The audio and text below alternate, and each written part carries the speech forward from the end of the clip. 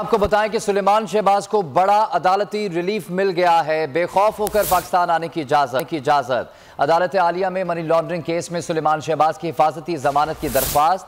सुलेमान शहबाज के वकील वेस अदालत के सामने पेश हुए, दलाइल दिए कि सुलेमान शहबाज अक्टूबर 2018 से बैरून मुल्क हैं।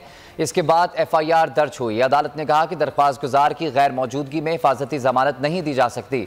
अदालत ने पुलिस को सुलेमान शहबाज की गिरफ्तारी से रोक दिया। नैब को भी गिरफ्तार न करने की हिदायत कर दी।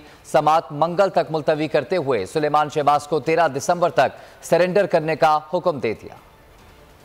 एक ही मुद्दे पे 2 FIR काटी गई हैं, एक ही केस है, एक कराची में, एक इस्लामाबाद। बस सवाती साहब की एक मुद्दे पे 50 काट दी हैं, तो बस आप बस खड़े रहेंगे तो भाई ये होगा। और लेकिन इस दफा कौम जाग चुकी है, ये एक है बात। अगर देखें तो अगर पूरी कौम जाग गई है तो अगर बड़ा कम फर्क रह गया है बस अब। और सो मोटो में के हवाले से मैं बता दूं, हमारे इस केस में भी सो मोटो लिया गया। हमारे केस में हम बाइज्जत बरी हो गए जब, तो अदालत ने सो मोटो ले लिया कि जी भाई नीचे के केस में जब आप बरी होते हैं या कुछ होता है तो सिर्फ नीचे के कोर्ट के बाद हाई कोर्ट में केस जाता है, एक अपील होती है, एक प्रोसेस है कानून का, उसके बाद सुप्रीम कोर्ट केस जाता है। ये नहीं हुआ हमारे केस में। मोटो हो गया कि जी ये इस केस को वापस से सुना जाए। एक इल्जाम लगाया, बड़ा शोर हो गया, पता नहीं क्या हो गया जी। इल्जाम लगाया कि एक इदारे के एक ब्रिगेडियर साहब ने रिश्वत दी है जज साहब को। हमारे केस में ना हमने रिश्वत दी है ना हमने ली है। हम इल्जाम ये कि एक ब्रिगेडियर साहब ने रिश्वत दी है एक जज साहब पे। अच्छा जी, कैसे आप ये कह रहे हैं कि कोई दूसरे जज साहब कह रहे हैं मैंने सुना है कि जी इसने रिश्वत दी है। वो जज साहब कह रहे हैं जी मैंने तो नहीं दी, मैं तो नहीं ली रिश्वत। अब वो जिस जज साहब ने ये कहा जी मैंने सुना है, उनके अपने कंडक्ट पे जो सुप्रीम जुडिशल काउंसिल है उन्होंने अपने कंडक्ट, उनको उस जज को उस कंडक्ट पे निकाला है कि वो आप उसी इदारे के खिलाफ कई कार्रवाइयां, स्पीचेस, चीजें कर रहा था उस वक्त, तो उनको उस बेसिस पे निकाला। अब उसकी उधर बात गलत थी, हमारे केस में सही थी।